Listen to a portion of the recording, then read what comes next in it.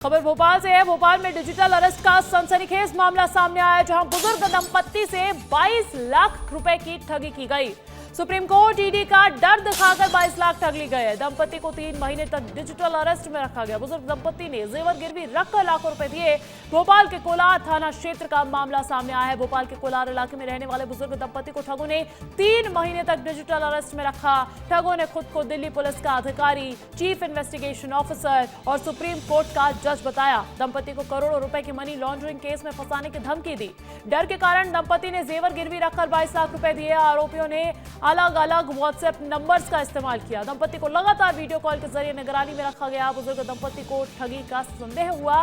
इसके बाद cyber cell में शिकायत दर्ज करवाई गई। लेकिन देखिए, आज की डेट तक इतने जागरूकता अभियान चलाने के बावजूद डिजिटल अरेस्ट का इतना बड़ा मामला सामने आ गया है। इस पर अधिक जानकारी लेनी बहुत जरूरी है, आपको सतर्क करना बहुत जरूरी है। विवेक राणा का रुख कर लेते हैं। विवेक, का पूरी जानकारी दीजिएगा, कैसे एक दंपत्ति को 3 महीने तक डिजिटल अरेस्ट कर लिया गया?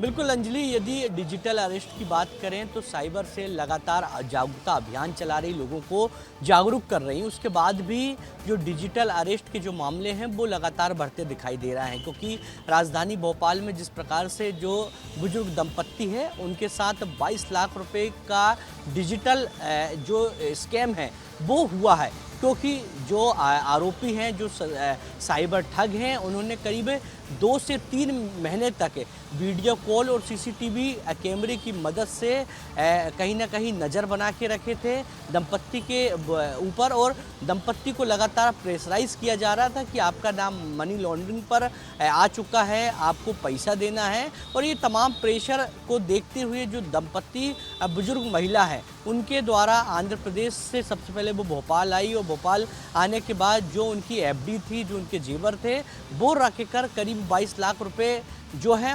उन्होंने जो ठग हैं उनको दे दिए। मगर इतनी बड़ी ठगी की जो घटना सामने आई है उससे लग रहा है कि 3 महीने तक किस प्रकार से जो डिजिटल अरेस्ट करने वाले लोग हैं उनने किस प्रकार से दंपत्ति को डराया और धमकाया था।